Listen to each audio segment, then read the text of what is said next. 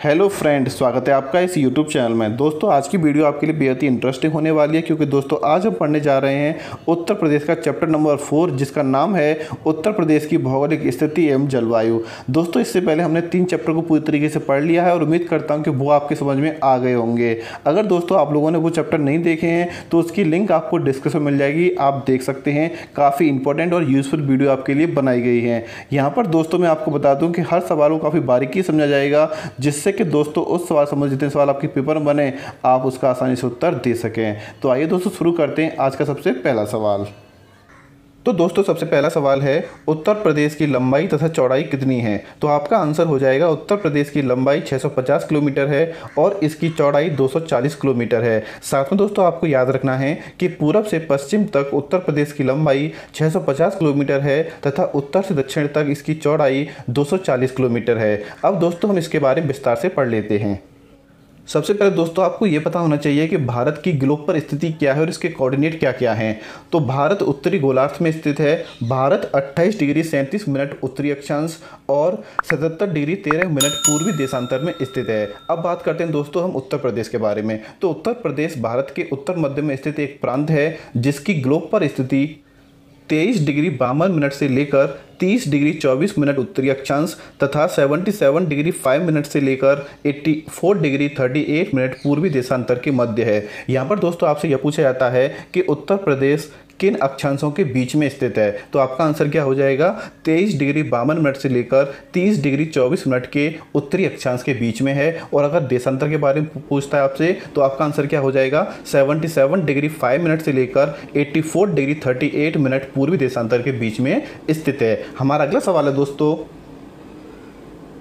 जो कि बहुत ही इंपॉर्टेंट है, उत्तर प्रदेश का क्षेत्रफल देश के कुल क्षेत्रफल का कितना प्रतिशत है? तो आपका आंसर हो जाएगा 7.33%। मतलब उत्तर प्रदेश का क्षेत्रफल देश के कुल क्षेत्रफल का 7.33% है। अब यहाँ पर दोस्तों आपसे यह भी पूछा जा सकता है कि उत्तर प्रदेश का संपूर्ण क्षेत्रफल कितना है? तो आपका आंसर हो जाएगा उत्तर प्रदेश का संपूर्ण क्षेत्रफल 2,40,928 वर्ग किलोमीटर है। और अगर आपसे भारत के बारे में पूछता है तो भारत का क्षेत्रफल 32,87,469 वर्ग किलोमीटर है। हमारा अगला सवाल है दोस्तों, तो उत्तर प्रदेश की सीमाएं कितने राज्यों को स्पर्श करती हैं? तो इसका आंसर हो जाएगा 8 राज्यों को स्पर्श करती हैं। वहीं दोस्तों आपको एक बात और याद रखनी है कि उत्तर प्रदेश की सीमाएं एक केंद्र शासित प्रदेश को भी स्पर्श करती है। इस तरीके से उत्तर प्रदेश की सीमा 8 राज्यों को व एक केंद्र शासित प्रदेश को स्पर्श करती है। लेकिन दोस्तों अगर आपसे पूछता है कि कितने राज्यों को स्पर्श करती है तो आपका आंसर 8 ही रहेगा।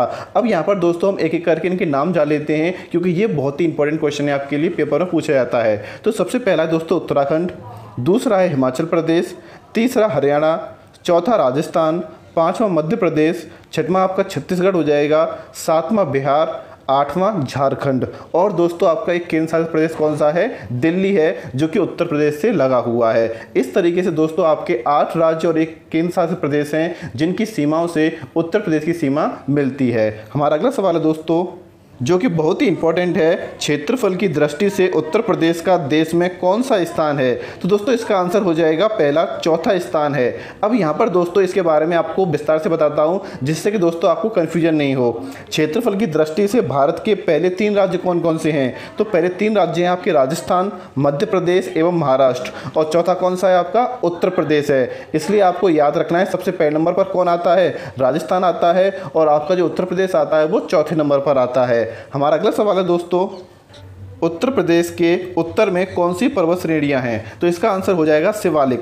उत्तर प्रदेश के उत्तर में हिमालय की शिवालिक श्रेणियां हैं। वहीं दोस्तों अगर आपसे दक्षिण में पूछता है तो दक्षिण में विंध्य श्रेणियां एवं कैमूर पर्वत स्थित है। क्या है? विंध्य श्रेणियां एवं कैमूर पर्वत स्थित है। और दोस्तों उत्तर प्रदेश के पूर्व की बात करें तो पूर्व में गंडक नदी बहती है। तो यहाँ से आपको 3 सवाल याद होते हैं। सबसे पहला सवाल क्या है कि उत्तर प्रदेश के उत्तर में कौन सी पर्वत श्रेणियां हैं? तो आपका आंसर क्या हो जाएगा? हिमालय की शिवालिक श्रेणियां हैं। और अगर दक्षिण में पूछता है तो विंध्य श्रेणियां हैं, और पर्वत कौन सा है? कैमूर पर्वत है। और पूर्व में बात करें तो पूर्व में आपकी गंडक नदी बहती है। हमारा अगला सवाल है दोस्तों, और दोस्तों इस सवाल के बारे में मैंने आपको पहले सवाल में बता दिया है, उत्तर प्रदेश के दक्षिण में कौन सी पर्वत श्रेणियां हैं, तो इसका आंसर हो जाएगा विंध्य श्रेणियां हैं। वहीं दोस्तों अगर आपसे पर्वत की पूछता कि उत्तर प्रदेश के दक्षिण में कौन सा पर्वत है, तो आपका आंसर क्या होता? कैमूर पर्वत है। हमारा अगला सवाल है दोस्तों, उत्तर प्रदेश की सीमा किस देश से मिलती है, तो आपका आंसर हो जाएगा नेपाल देश से मिलती है।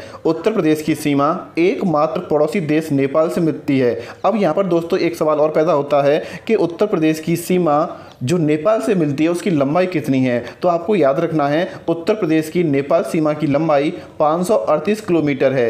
इस सीमा से उत्तर प्रदेश के 7 जिले सटे हुए हैं। यहाँ पर दोस्तों एक सवाल और उत्पन्न हो गया है कि अगर आपसे पेपर में पूछा जाता है कि उत्तर प्रदेश के कितने जिले नेपाल की सीमा से लगे हुए हैं या नेपाल की सीमा से मिलते हैं, तो आपका आंसर क्या हो जाएगा? 7 जिले मिलते हैं। कौन कौन से? पहला है आपका महाराजगंज, दूसरा है सिद्धार्थनगर, तीसरा हो जाएगा बलरामपुर, चौथा हो जाएगा श्रावस्ती, पांचवा हो जाएगा बहराइच, छठा हो जाएगा लखीमपुर खीरी और सातवां हो जाएगा आपका पीलीभीत। ये दोस्तों 7 जिले हैं जो कि नेपाल से मिले हुए हैं। हमारा अगला सवाल है दोस्तों, उत्तर प्रदेश किस प्राचीनतम भूखंड का एक भाग है, तो इसका आंसर हो जाएगा गोंडवानालैंड। उत्तर प्रदेश गोंडवानालैंड प्राचीनतम भूखंड का एक भाग है।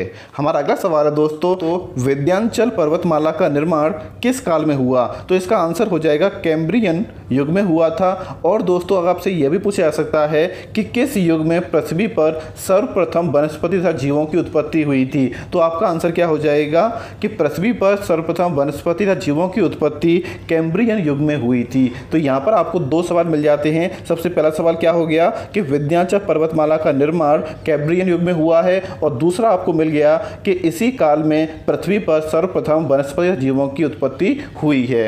हमारा अगला सवाल है दोस्तों, उत्तर प्रदेश को कितने भौतिक भागों में विभाजित किया जा सकता है, तो दोस्तों इसका आंसर हो जाएगा 3। उत्तर प्रदेश को 3 भौतिक भागों में विभाजित किया जा सकता है। अब वे भौतिक भाग कौन कौन से हैं, तो सबसे पहला है आपका उत्तर का भांवर व तराई क्षेत्र, दूसरा है मध्य का मैदानी क्षेत्र, और तीसरा है दोस्तों दक्षिण का पहाड़ी पठारी क्षेत्र। तो ये 3 क्षेत्र हैं जिसमें उत्तर प्रदेश को बांटा गया है। हमारा अगला सवाल है दोस्तों, तराई क्षेत्र की भूमि कैसी होती है, तो इसका आंसर हो जाएगा उपयुक्त सभी।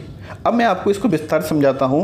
भांवर क्षेत्र के बाद महीन अवसादों वाले समतल क्षेत्र को तराई क्षेत्र कहते हैं। इस क्षेत्र में अधिक वर्षा होने के कारण भूमि नमी व दलदली युक्त होती है। तो यहाँ पर अगर हम दोस्तों ऑप्शन को देखें तो सबसे पहला ऑप्शन क्या है? समतल। तो मैंने अभी आपको क्या बताया कि जो समतल क्षेत्र होते हैं उनको तराई क्षेत्र कहा जाता है। दूसरा क्या है? नमी। तो तराई क्षेत्र में नमी होती है, ये भी हमारा बिल्कुल सही हो गया। और तीसरा क्या है? दलदली। तो आपके जो तराई क्षेत्र होते हैं वो दलदली युक्त भी होते हैं। मतलब क्या हुआ कि यहाँ पर आपका समतल, नमी और दलदली तीनों ही क्या हैं? सही हैं। इसलिए इसका आंसर क्या हो जाएगा? उपयुक्त सभी हो जाएगा। हमारा अगला सवाल है दोस्तों, जो कि बहुत ही इंपॉर्टेंट सवाल है, उत्तर प्रदेश के तराई क्षेत्र में किस फसल की कृषि बड़े पैमाने पर की जाती है? तो यहाँ पर हम ऑप्शन देख लेते हैं। ऑप्शन है आपके धान, कपास, गेहूँ या गन्ना। तो आपका जो ऑप्शन धान और गन्ना होगा वो बिल्कुल सही हो जाएंगे, क्योंकि दोस्तों इन दोनों फसलों को अधिक वर्षा की आवश्यकता होती है और तराई क्षेत्रों में अधिक वर्षा होती है। इसलिए यहाँ पर दोस्तों धान और गन्ना की फसलें ही की जाती हैं। अब यहाँ पर दोस्तों एक सवाल और पूछा जाता है कि गन्ना उत्पादन में उत्तर प्रदेश का कौन सा स्थान है? तो आपका आंसर हो जाएगा कि उत्तर प्रदेश गन्ना उत्पादन में प्रथम स्थान पर आता है। और वहीं दोस्तों अगर धान की बात करें तो धान के उत्पादन में यह दूसरे स्थान पर आता है। तो पहले स्थान पर कौन सा आता है? तो पहले स्थान पर आता है आपका पश्चिम बंगाल। तो यहाँ पर आपको याद रखना है कि धान के उत्पादन में पहले पर आता है आपका पश्चिम बंगाल, दूसरे पे कौन आता है? उत्तर प्रदेश आता है। अब यहाँ पर दोस्तों मैं आपके लिए एक सवाल लेकर आया हूँ। आपको ये बताना है कि गन्ना उत्पादन के मामले में दूसरे स्थान पर राज्य कौन सा आता है। इसका आंसर आपको कमेंट बॉक्स में कमेंट करना है। हमारा अगला सवाल है दोस्तों, तो तराई क्षेत्र का वह भाग जहाँ कंकड़, पत्थर और मोटे बालू के निक्षेप मिलते हैं को क्या कहा जाता है? तो इसका आंसर हो जाएगा भांवर क्षेत्र कहा जाता है। अब यहाँ पर दोस्तों मैं आपको बता देता हूँ कि शिवालिक क्रम की पहाड़ियों से जब गंगा यमुना नदी मैदानों में प्रवेश करती है तब शुरुआत में कुछ क्षेत्र में कंकड़, पत्थर और मोटे बालू का निक्षेप करती है। इसी क्षेत्र को क्या कहा जाता है? भांवर क्षेत्र कहा जाता है। तो दोस्तों ये आपको समझने लायक क्वेश्चन है। आपको समझना है कि जब कोई भी नदी किसी भी जगह पर प्रवेश करती है तो वहाँ पर क्या होता है कि शुरुआत में मोटे बालू का निक्षेप हो जाता है, कंकड़ पत्थर मिल जाते हैं और उसी क्षेत्र को हम क्या कह देते हैं? भांवर क्षेत्र कह देते हैं। तो इसी सवाल के साथ दोस्तों आज की वीडियो को यहाँ पर समाप्त करते हैं। कल मैं आपके लिए इसी चैप्टर की सेकंड वीडियो लेकर आऊँगा जो कि बहुत ही ज़्यादा इंपॉर्टेंट रहने वाली है। साथ में दोस्तों आपको उस सवाल का आंसर जरूर देना है जो कि मैंने आपको बीच में पूछा था, और आपको ये जरूर बताना है कि आपको वीडियो कैसी लगी। यहाँ पर दोस्तों अगर आप कोई सजेशन देना चाहते हैं तो भी कमेंट बॉक्स में कमेंट कर सकते हैं। मैं यहाँ पर वो इंप्लीमेंट करूँगा और आपके लिए अच्छे से अच्छा कॉन्टेंट लाने की पूरी कोशिश करता रहूँगा। Thank you very much.